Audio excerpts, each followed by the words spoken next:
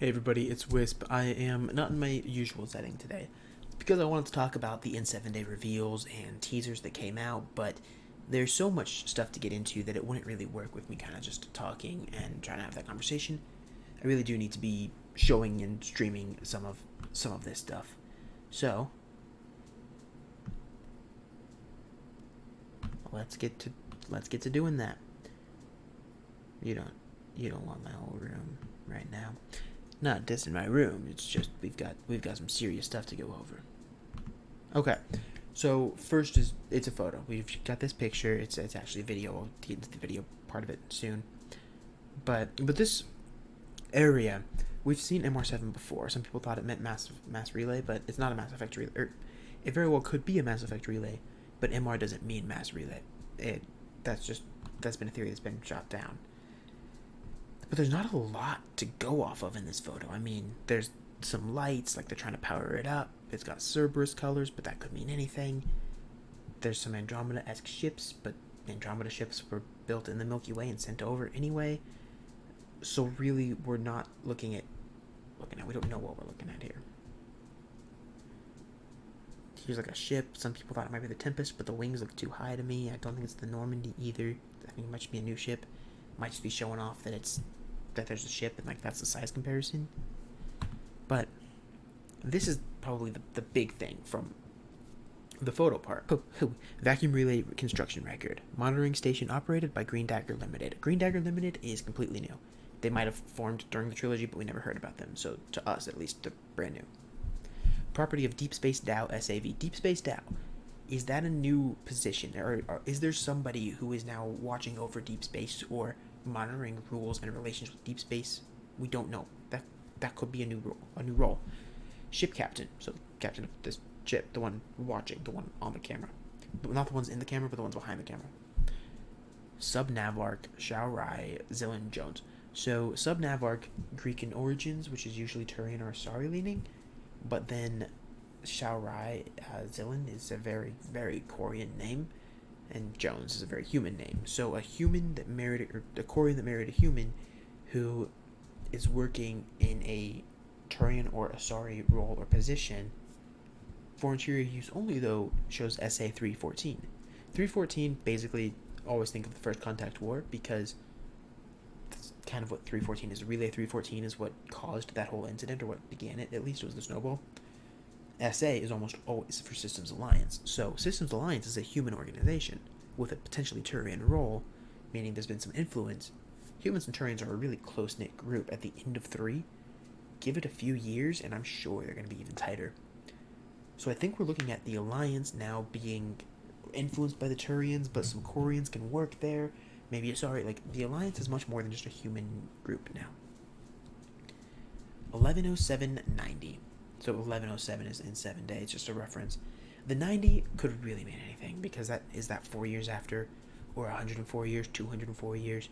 It could be anything 90, and there's a lot of construction that's gone on in this project, and I don't think the whole galaxy is doing it. I think this is a human project only, so for 4 years to get this much done, I don't think is likely. I think this has been going on for a long time. But maybe not. The rest of these I haven't been able to place what it could mean, but really looking what the Systems Alliance is, what I think they're doing here is setting up this idea that everyone's a lot more connected, because people for a long time wanted to play as any race in a Mass Effect game. And that doesn't work for Mass Effect, because the way a Turian is treated by a Krogan is different than how a human is treated by a Krogan, or how a Turian and a Solarian interact. The way a human is treated when he walks into a building versus how a Solarian would be treated is very different. We can see that in, a Tan in Mass Effect Andromeda. Before he's even woken up, the human and Krogan board members start trying to actually start a rebellion against him before he's even awake, when the only thing they know about him is that he's a Solarian. That's because of some stuff the genophage, the stuff the Solarians did to the Krogan. But regardless, before Tan himself was even introduced to us in Mass Effect Andromeda Nexus Uprising, before Tan was introduced, Addison and Kesh started trying to incite rebellion against him. So, again, it's made clear they don't know him. They've never met him. So, if I'm supposed to be playing a game and I could be a human or a Solarian, it doesn't quite make sense. because the way that people treat us is just going to be different. And you can always do flavor text, but there's been a lot. I mean, obviously, for the trilogy, Shepard really had to be a human. If he's the first human Spectre, then it doesn't make sense if he's a Solarian. And you could just take out the whole first human Spectre bit, but that goes into play in so many ways. And the Alliance, the human organization, goes into play in so many ways. But now, if the Alliance has gone so far past all of that, maybe all of the cultures are more intertwined, and of course they could be after the Reaper War. I'm sure rebuilding efforts have been very joint. Or after Andromeda, when we stopped just being a human or just being a Solarian or whatever, and started being the Milky Way aliens together. Like, yes, we had our differences, but at the end of the day, we were also aliens in this galaxy that we all came to together. So I could see this game letting us play as anybody, any race, and kind of brushing over, because there will still be people who make comments, and there will still be some bad blood or some flavor text. It doesn't have to be as invasive to the actual plot. Okay, so those are kind of my thoughts on that and what those could mean. Exactly. The council will be furious, although they should know by now not to underestimate seems differently. Did miss that stress Exactly. The council will be furious, although they should know by now not to underestimate human differently. I must did miss that. Exactly. The council will be Okay, furious. so Exactly. The council. that is the Intercept decoded. That is from the Intercept Satharian system. Remember, SA means System Alliance, Intercept, Satharium system. Satharium is not a known system. So Satharium is pointed to deep space, which means the Council will be furious. They missed this. It's possible that someone related or connected to Liara found out about this. She is the Shadow Broker, but someone related to Liara in some way got her this information, and they're looking at this, and the Council will be furious. That's why I think this is a human-led project, though, because human defiance, maybe they're interacting with dark space in a way they're not supposed to be.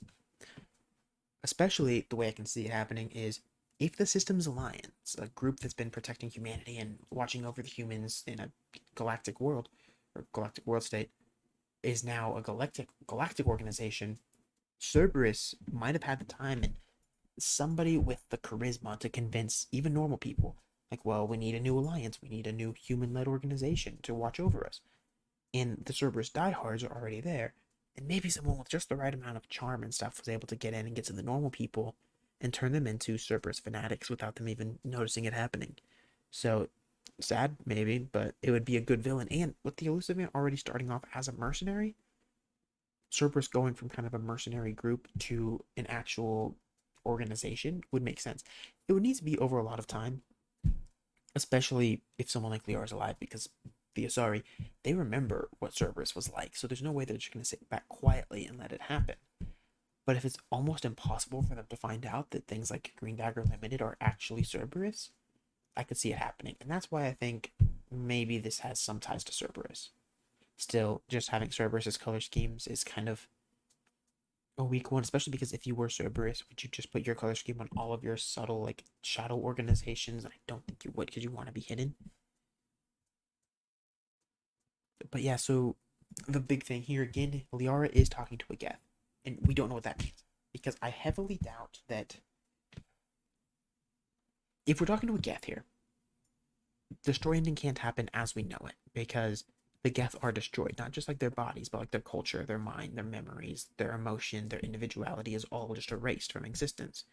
So if all of that is gone, and it's been even 100 years, there's no way that that Geth is like the old Geth. And Liara clearly trusts this person, so maybe they just made new Geth that are kind of slave bots or something. But I think it's more realistic that the Geth culture exists, which means there isn't a canon ending. And all of the endings, the relays get destroyed, and in all of the endings, Reapers die from the war. I think what we're going to get is all three endings are going to be retconned in such a way that this game can pick up after any of the endings. Shepard is probably dead because maybe it's been 100 years no matter what, so they don't have to worry about it.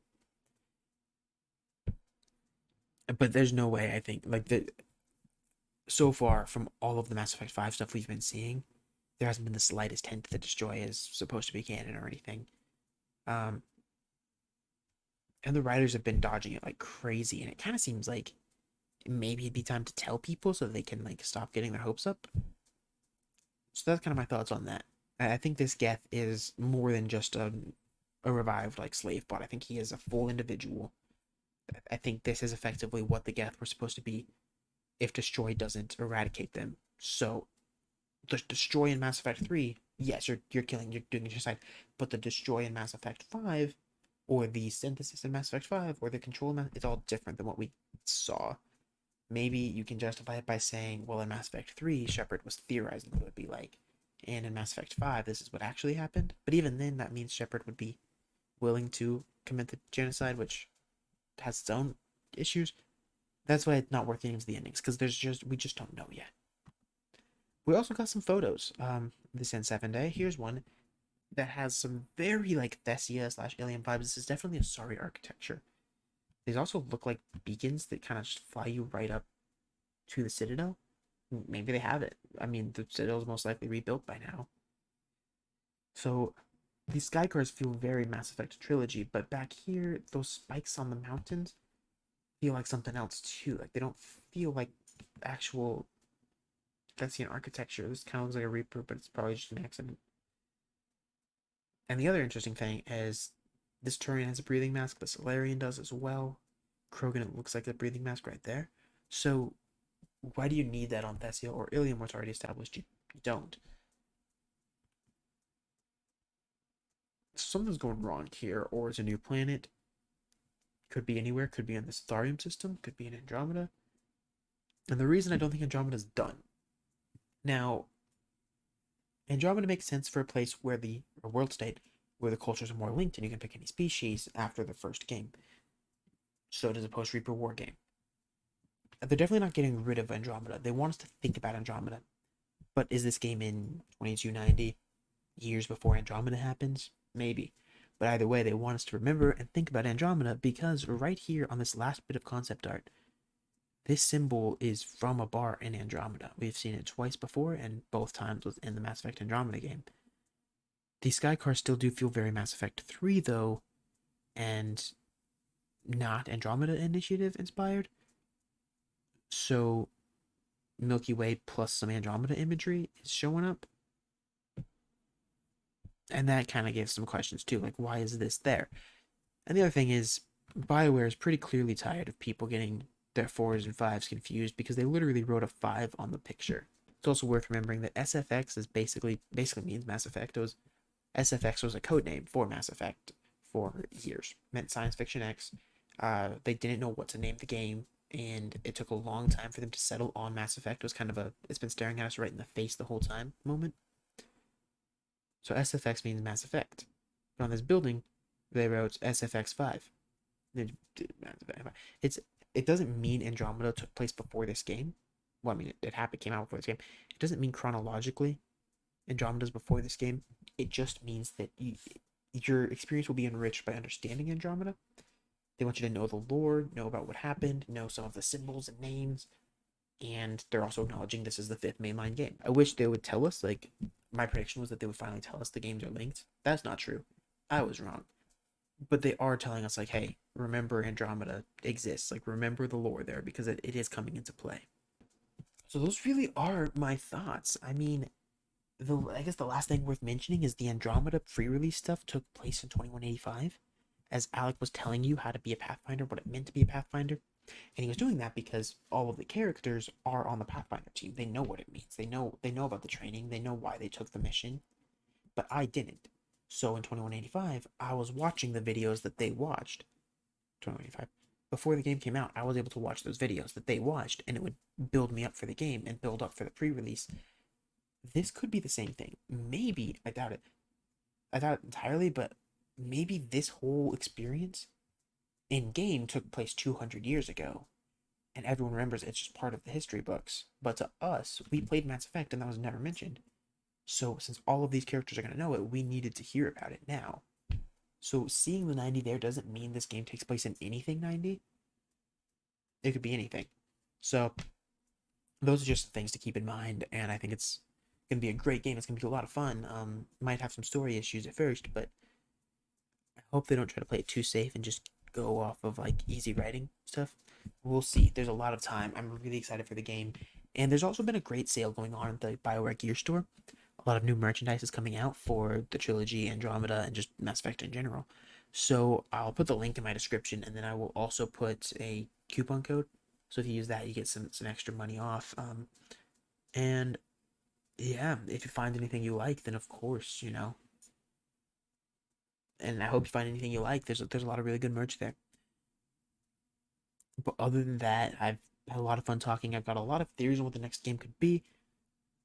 There's a lot of different directions because really these concepts are put a lot of just questions out there and didn't really answer anything. They gave no definitive answer. Like I guess we heard of Geth, but we knew Geth were in the game since the very first trailer when before they even said it was Mass Effect, you see the constellation of a Geth. So we've always known Geth were here. We just didn't know the extent. But yeah, awesome. Until next time, everybody, thank you very much.